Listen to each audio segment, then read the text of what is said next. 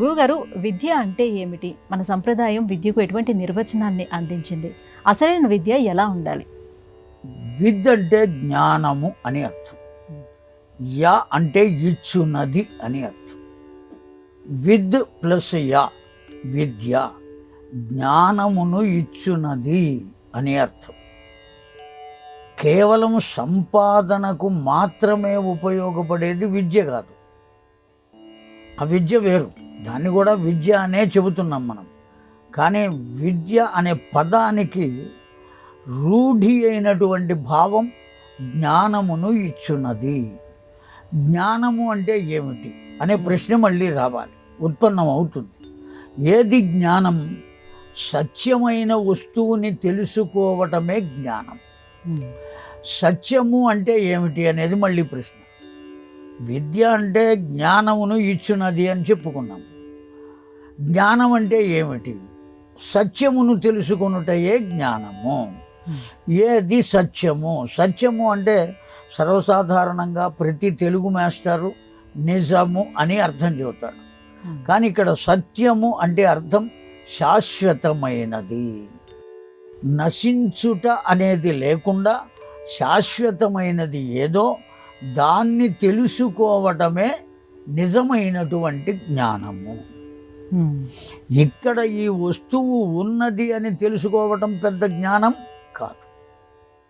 అందరికీ తెలుస్తుంది, కళ్ళు కలిగిన చూడగలిగిన ప్రతి ఒక్కరికి తెలుస్తుంది. ప్రతి ఒక్కరికి జ్ఞానం ఉన్నట్టేనా?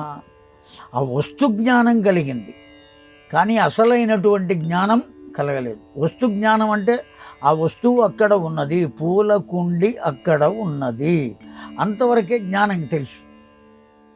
కానీ ఏది సత్యమైనదో తెలుసుకోవడానికి మాత్రం ఎవరికీ లేదు. దానికోసం ప్రయత్నం చేస్తే తెలుసుకున్నటువంటి మహానుభావులు అనేక మంది ఉన్నారు. కనుక ఏది సత్యమో, ఏది శాశ్వతమో దాన్ని తెలుసుకోవడమే నిజమైనటువంటి జ్ఞానం.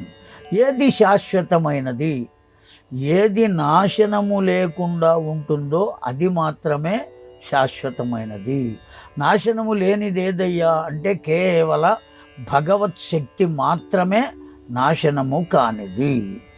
కనుక అసలైన విద్య ఏదయ్యా అంటే భగవంతుని గురించి తెలుసుకోవడం. అందుకనే భాగవతంలో ప్రహ్లాదుణ్ణి తన తండ్రి అయిన హిరణ్యకశ్యపుడు అడిగినప్పుడు పోతన గారు తెలుగు భాగవతంలో చాలా గొప్పగా చెప్పారు. ప్రహ్లాదుని చేత చెప్పించారు. చదివించిరి నన్ను గురువులు, చదివితి ధర్మార్థ ముఖ్య శాస్త్రములెల్లన్, చదివినవి పెక్కులు కలవు, చదువులలోని మర్మమెల్ల చదివితి తండ్రి అని చెప్పాడు ప్రహ్లాదుడు. చదివించిరి నన్ను గురువులు, వాళ్ళు చదువు చెప్పారు నాకు. చదివినవి పెక్కులు గలవు. ఏమిటా పెక్కులు? ధర్మ అర్థ ముఖ్య శాస్త్రములు. ధర్మశాస్త్రం, అర్థశాస్త్రం, వ్యాకరణ శాస్త్రం, మీమాంస శాస్త్రం, అలంకార శాస్త్రం, ఇవన్నీ ఉన్నాయి. కానీ ఇవన్నీ దేనికి ఉపయోగపడతాయి?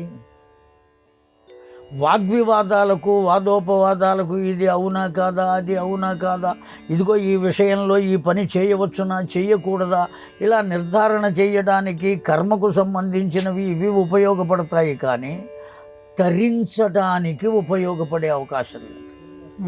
కనుక మనం తరించడానికి, మోక్షం పొందటానికి, మరల జన్మ లేకుండా చేసుకోవటానికి ఏ విద్య మనకు ఉపయోగపడుతుందో దాన్నే విద్య అని మన భారతీయ సనాతన ధర్మం మనకు చెప్పింది. కనుక వెరసి మనం భావం ఏం చెప్పుకోవాలి అంటే, విద్య అనేబడేది సంస్కారము కొరకే కానీ సంపద కొరకు కాదు. ఆ విషయాన్ని మనం గుర్తుపెట్టుకోవాలి. దేని కొరకు విద్య అంటే సంస్కారము కొరకు, అంతేగాని సంపాదన కొరకు